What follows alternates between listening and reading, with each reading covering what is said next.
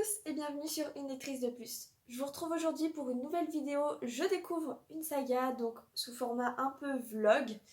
Vous l'aurez compris, je vais découvrir Harry Potter parce que je n'ai jamais lu cette saga. J'adore les films, je suis une fan inconditionnelle des films. J'avais essayé il y a très longtemps de lire le tome 1 et je n'avais pas du tout accroché, j'avais trouvé ça trop descriptif, trop différent des films. Et donc du coup ça m'avait complètement bloqué dans ma lecture. Mais depuis j'ai grandi et je veux découvrir cet univers qui pour moi doit être beaucoup plus détaillé dans les livres que dans les films. Et je veux en apprendre plus. Donc je me lance enfin dans cette saga. Comme c'est une saga qui fait quand même 7 tomes, sachant que j'ai également la pièce de théâtre, donc Harry Potter et l'enfant maudit, et j'ai aussi le recueil des contes de Biddle le Barde. Je ne sais pas encore si je les intégrerai à cette découverte ou si je les lirai à part plus tard. Je ne sais pas encore ce que je ferai, mais ce qui est sûr, c'est que cette saga fait quand même 7 tomes, dont les derniers sont des briques. Donc pour que ce ne soit pas une vidéo trop longue, je la couperai en deux. Il y aura une première partie donc avec les 4 livres qui sont là, donc les 4 premiers tomes. Et je ferai une seconde partie avec du coup les 3 derniers, peut-être plus les autres. Je ne sais pas encore, ou peut-être que ce sera encore à part. Mais ce sera forcément découpé en au moins 2 parties parce que sinon je pense que les vidéos feront une éternité. Et c'est pas le but. Comme d'habitude, je réexplique. Je vais lire la saga, donc vous aurez des passages sous format vlog où vous me verrez lire. Et à chaque fin de livre ou à chaque fin de partie de lecture, je vous donnerai mon avis à chaud. Et à la fin, je vous ferai un petit update des livres que j'ai lus, donc soit de la saga entière, soit là de la première partie. Un petit peu plus à froid, où j'aurai eu un peu plus le temps de digérer ma lecture. Et du coup, vous pourrez découvrir en direct mon avis. En général, ces vidéos vous plaisent plutôt bien et donc j'ai très envie de découvrir Harry Potter. Donc je vais me lancer de suite dans le tome 1, donc qui est à l'école des sorciers. J'ai pas reprécisé, mais donc saga de J.K. Rowling. Et là, c'est une édition Gallimard Jeunesse, donc j'ai l'édition collector des 20 ans. Donc il n'y a que les 4 premiers tomes de sortie, c'est pour ça que j'ai que ceux-là, mais évidemment j'aurai les autres. Mais j'ai l'édition, une des premières éditions de Gallimard Jeunesse, l'intégralité, donc j'ai tous les tomes, je peux tous les lire. Et cette collection est juste sublime, donc j'ai hâte de me plonger dedans. Et je vous retrouve quand j'aurai commencé ma lecture.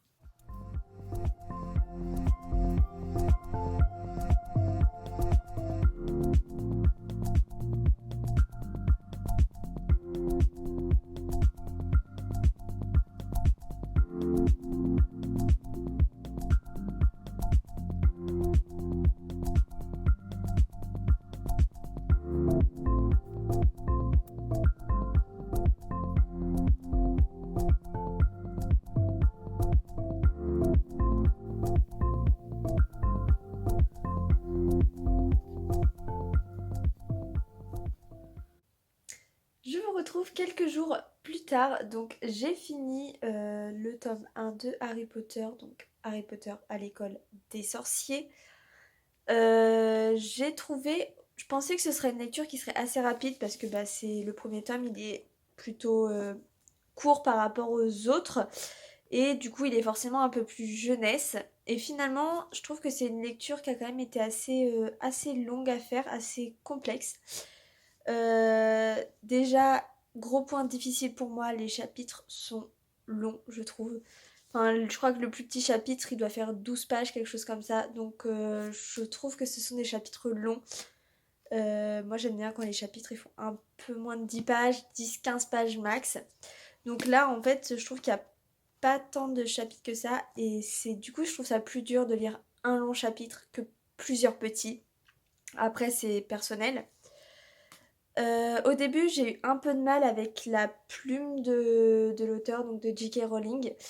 Je trouve ça un peu plus difficile de lire quand le point de vue il est plus externe. Et j'avais vraiment cette sensation au début d'être quelqu'un qui voyait juste de l'extérieur et pas avoir les ressentis. Et j'ai trouvé qu'on avait moins cette sensation quand on avance dans le roman et surtout quand Harry devient vraiment l'élément central.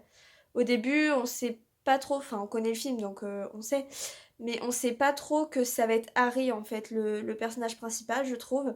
Et donc forcément, bah, quand il commence à arriver à l'école et tout, ça devient plus clair et du coup ça donne plus d'énergie au roman. Et donc j'ai préféré à partir de ce moment-là. Je trouve qu'il y a beaucoup de similitudes avec le film, donc ce qui me paraît normal, même s'il y a quelques détails qui pour moi sont différents dans le film, et je sais pas trop pourquoi ça a été changé. Certains je peux comprendre, d'autres pas forcément sur le moment, mais pourquoi pas. Mais c'est vrai que c'est assez déstabilisant en fait de lire et d'avoir le film qui tourne dans la tête. Après, j'avais jamais fait ça, j'ai jamais lu un livre après avoir vu le film ou la série. C'est quelque chose que j'aime pas trop faire. Du coup, c'est assez difficile et assez spécial comme lecture. Pour moi, c'est pas un coup de cœur, c'est pas. J'ai pas trouvé que c'était une lecture qui m'a transcendée. J'ai été au bout et je l'ai lu assez vite parce que ben, je connais l'univers des films et j'adore les films, donc je me suis raccrochée à ça. Mais c'est vrai que si je connaissais pas les films, j'aurais pas eu cet engouement et je sais pas. C'est pour moi c'est pas un coup de cœur ce livre. C'est une bonne lecture. Ça me permet de regarder le film un peu différemment vu que je le fais dans ma tête. Mais je trouve qu'il y a quand même quelques points qui sont pas parfaits. Surtout sur la temporalité. Il y a plein de moments où en fait on passe d'une phrase à l'autre et on a avancé de plusieurs heures, de plusieurs jours, voire de plusieurs semaines ou mois. Je trouve que c'est pas toujours très précis sur à quel moment on est et même sur qui parle et tout ça. Des moments j'ai l'impression qu'il n'y a pas des incohérences, mais on nous parle de Harry et Ron. Et après, on parle qu'ils sont trois, donc on en déduit bah, qu'il y a Hermione aussi, mais c'est pas explicité. Et du coup, je trouve que ça rend un peu le roman un peu moins bon qu'il aurait pu l'être. Mais ça reste une très bonne lecture. Et du coup, comme je meurs d'envie de re-regarder les films après cette première lecture, j'ai très envie de lire le tome 2 pour bah, me refaire le film 2 dans la tête. Et quand j'aurai fini tous les livres, je les re-regarderai en film. Parce que là, le problème, c'est que si je re-regarde le 1 en film, je vais vouloir tous les re-regarder. Et du coup, ça va être problématique puisque je vais vouloir le faire après chaque livre. Donc je vais me retenir, je vais tous les lire. Alors pas à la suite, hein, je vais faire d'autres lectures entre-temps, évidemment. Vous aurez tout à la suite dans le vlog, mais je ne vais pas enchaîner les 7 romans à la suite. Mais du coup, je vais les lire, je pense, assez rapidement quand même dans l'ensemble. Voilà. Hello, je vous retrouve. Je vais entamer ma lecture du tome 2 de Harry Potter, donc Harry Potter et la Chambre des Secrets. J'ai vu que à la télé, ils avaient annoncé qu'ils allaient repasser les films sur TF1. Donc, je pense que je vais craquer et que je vais regarder les films qui vont passer à la télé. Tant pis, je pense que je serai incapable de ne pas craquer. Et je vais être incapable de lire les 6 tomes restants avant début juillet. Donc, je vais avancer au maximum et je vais craquer. Je lirai les films en juillet. Mais du coup, ça m'a encore plus motivée à commencer le tome 2. Donc, j'y vais.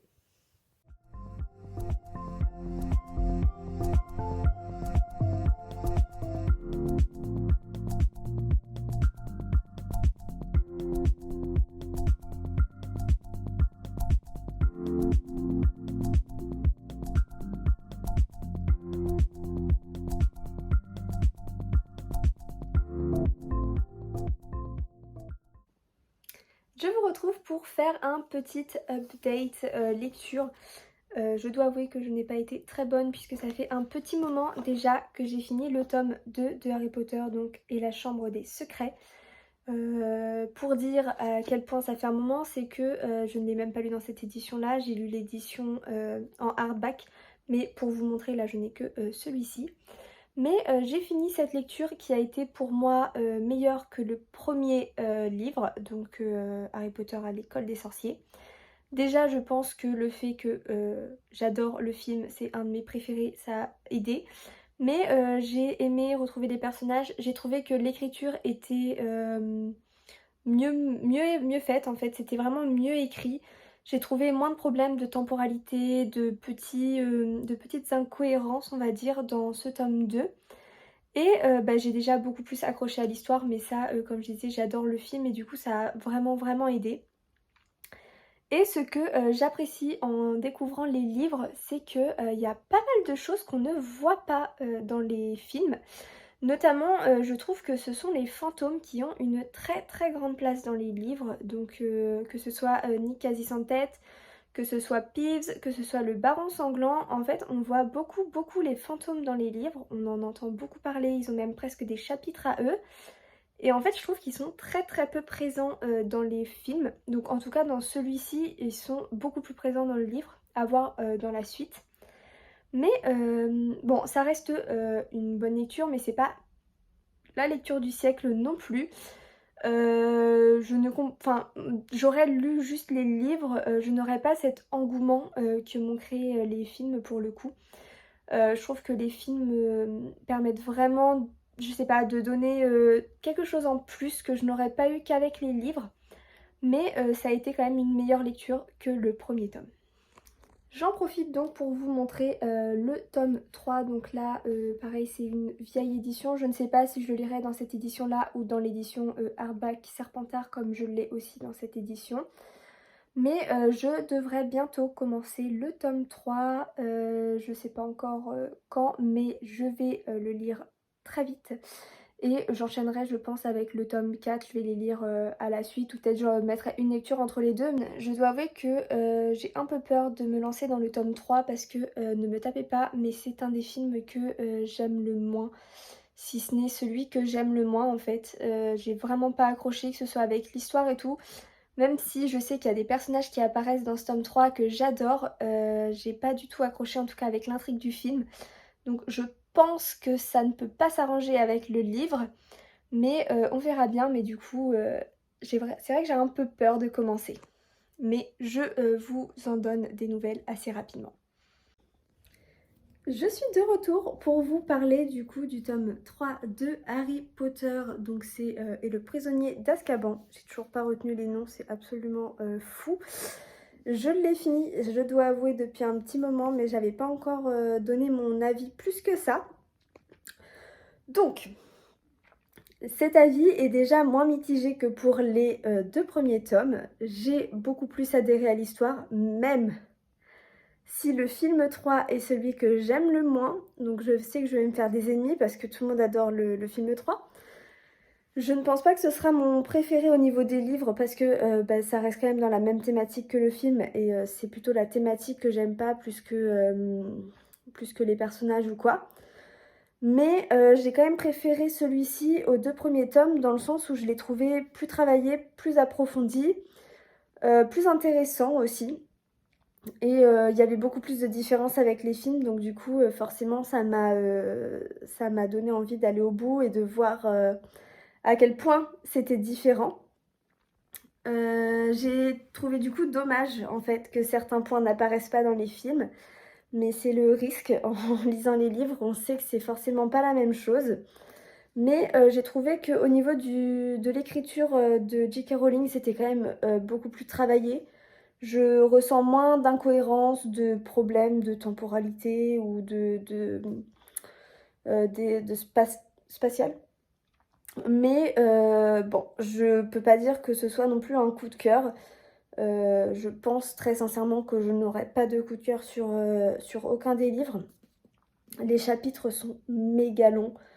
En fait, c'est ce qui ralentit beaucoup ma lecture. Je me rends compte que je voulais finir à l'origine la saga pour la fin de l'année. Autant vous dire que ce ne sera pas le cas. J'aurais lu les 4 premiers peut-être avant la fin de l'année. Mais c'est déjà ça. Je finirai en 2022, c'est promis.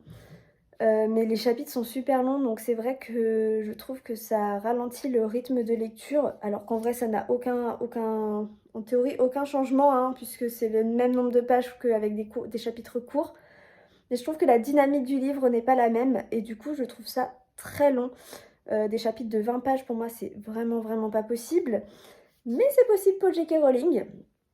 Donc voilà, je vais enchaîner avec le tome 4 qui est ici. J'ai enlevé la jaquette parce que j'ai déjà commencé à le lire. Mais voilà, je vais enchaîner avec le tome 4. Mais les chapitres sont beaucoup trop longs. Je t'en supplie, J.K. Rowling, fais des chapitres courts. 20 pages, 25 pages, ce n'est pas possible pour un chapitre. Franchement, ça me stresse parce que j'ai pas le temps de prendre autant de temps en fait pour lire un chapitre entier et je n'aime pas avoir un chapitre inachevé. Donc bah, ça me ralentit hein, tout simplement dans mes lectures. Mais le tome 3 est lu, le tome 4 est en cours et c'est déjà bien. Et je trouve que c'est de mieux en mieux. Plus j'avance dans la saga, plus j'apprécie mes lectures et plus il y a des détails en fait qu'on n'a pas dans les films. Donc je trouve ça très cool de découvrir un peu une autre partie et une histoire un peu transversale, parallèle du film. Donc hâte de voir la suite, même si je sais que ce sera pas un coup de cœur, ça reste quand même une bonne découverte.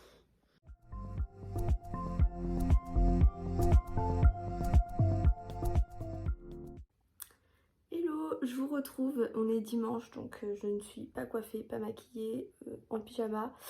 Mais je voulais faire un petit point sur ma lecture de Harry Potter 4, donc et la coupe de feu.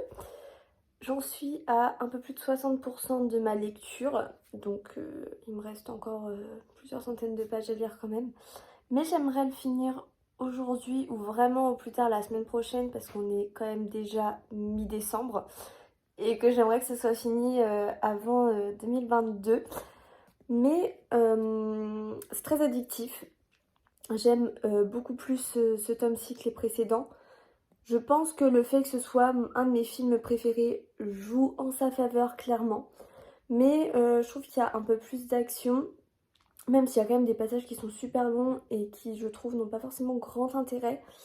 C'est intéressant, j'aime bien du coup ces histoires de tâches et tout ça. Et en fait ce que j'aime bien c'est qu'on découvre beaucoup de choses qui n'existent pas dans les films. Que ce soit les engagements de Hermione ou les passages notamment avec Hagrid sur la bonne moitié que j'ai lu en fait, il y a plein de choses qui n'existent pas dans les films ou qui ont été remodelées on va dire pour faire plus cool ou je sais pas. Mais du coup je trouve ça hyper agréable de découvrir des passages que seuls en fait les lecteurs connaissent, que seuls les lecteurs ont pu découvrir. Donc j'ai l'impression de faire partie un peu d'une nouvelle team Harry Potter et de pouvoir parler de choses qu'avec les personnes qui ont lu en fait Harry Potter. Donc je trouve ça assez cool. Et je vais essayer de le finir aujourd'hui. Ce serait vachement cool, mais il me reste encore plus de 200 pages à lire je crois. Donc on verra bien, mais de toute façon je vous tiens informée. Mais mis à part les chapitres longs et un petit peu les moments on va dire de flottement, qui sont là de moins en moins. Je trouve celui-ci vraiment bon et assez addictif. Voilà. Hello, je vous retrouve enfin pour faire le point sur ma lecture de Harry Potter et la coupe de feu, donc le tome 4. Je l'ai fini il y a un petit moment maintenant, quelques semaines, mais je voulais attendre comme ça, ça me permet de vous faire un retour à froid sur les 4 premiers tomes et donc de clôturer cette première vidéo découverte Harry Potter tout simplement. Comme je m'y attendais, ça a été une très bonne lecture, c'est un des films que j'adore. Donc j'ai adoré retrouver tout l'univers du film avec tout ce suspense sur les tâches et tout ça du tournoi. J'ai bien aimé parce que je trouve que à chaque fois, hein, de tome en tome, c'est de plus en plus travaillé. Il y a de plus en plus de détails, donc forcément l'histoire est vachement plus intéressante. Par contre les chapitres sont toujours aussi longs, donc là ça allait parce qu'il y avait quand même de l'action dans les chapitres. Donc on ressentait moins le fait que les chapitres étaient longs par rapport aux 3 tomes précédents. Mais il n'empêche que les chapitres sont longs et qu'on pourrait encore les raccourcir parce que y a des choses qui sont pas forcément très intéressantes on va dire.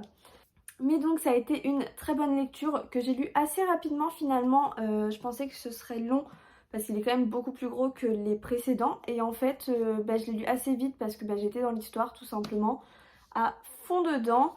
Donc celui-ci a été une très bonne découverte. Si je reprends donc les 4 premiers tomes que j'ai avec moi et que je fais le point, je suis quand même contente de m'être lancée dans cette découverte. Mais on ressent très bien que le premier tome, c'est clairement le premier roman de J.K. Rowling. Moi personnellement je trouve que ça se ressent dans la plume, dans toute l'écriture du livre et tout ça. C'est moins travaillé, c'est moins parfait on va dire. Personnellement, si je n'avais pas l'engouement des films, je me serais clairement arrêtée après ce tome 1 comme je l'ai fait il y a des années quand j'étais plus jeune. Parce que franchement, le tome 1 ne me transporte pas. Je ne le trouve pas hyper intéressant. Mais c'est dommage parce que les autres tomes valent le coup. Je pense que le fait que je connaisse les films par cœur aide forcément ma lecture, mais je suis contente d'avoir continué et je trouve que l'on monte crescendo, que ce soit dans l'histoire et la violence de l'histoire, mais aussi dans l'intrigue et tout ça. Je trouve que c'est de plus en plus intéressant et je les lis en fait de plus en plus vite alors qu'ils sont de plus en plus gros, donc c'est plutôt bon signe. Je les pose parce que c'est un peu lourd. Mais du coup, je suis très contente d'avoir commencé ça, même si c'est pas un coup de cœur, une saga coup de cœur comme beaucoup, ça l'est pour beaucoup en fait. Ça reste une bonne lecture, voire une très bonne lecture au fur et à mesure. Mais je suis contente de découvrir parce que c'est quand même un monument de la littérature aujourd'hui. Et j'ai hâte de me lancer dans la lecture de la suite parce que du coup, je veux absolument terminer cette saga. Pour vous donner une idée de date, je vais attendre de lire le tome 5. Je vais attendre qu'il sorte dans l'édition que j'ai. Donc je crois que pour l'instant il est annoncé pour fin janvier ou début février, quelque chose comme ça. Donc je commencerai ma lecture du tome 5 une fois que j'aurai le tome dans cette édition parce que je trouve que c'est quand même beaucoup plus pratique pour lire. Ils sont pas en format poche mais c'est pas des très grands livres et le côté hardback est quand même vachement pratique, ça évite de casser les dos et tout ça, moi j'adore. Donc je vais attendre cette édition-là pour lire le 5, même si le 6 et le 7, je n'aurai pas le choix, je vais pas attendre 3 ans de plus. Dites-moi, vous, en commentaire, si vous avez lu la saga, si vous ne l'avez pas encore lu, si vous hésitez, je veux tout savoir. Et du coup, si vous l'avez lu, dites-moi ce que vous en avez pensé, si vous êtes assez d'accord avec ce que je dis. Surtout parce que c'est hyper intéressant d'avoir des avis qui divergent. Mais voilà, très bonne lecture pour moi quand même. Et j'ai hâte de découvrir la suite et du coup de vous filmer ça pour que vous puissiez avoir la fin de ma découverte. Et qu'on puisse en parler tous ensemble une fois que j'aurai tout fini. Et voilà, c'est tout pour cette vidéo. Donc comme je l'ai dit, je suis ouverte pour parler. Donc je vous attends en commentaire. Ou si vous préférez, vous pouvez venir directement me rejoindre sur Instagram pour qu'on en parle si c'est plus simple pour vous. Je vous mettrai tout ça dans la description, ou enfin, vous trouverez. De toute façon, c'est le même nom. Et donc, je vous invite à vous abonner à la chaîne parce que c'est hyper encourageant pour moi, à liker la vidéo. Et moi, je vous dis à bientôt dans une nouvelle vidéo.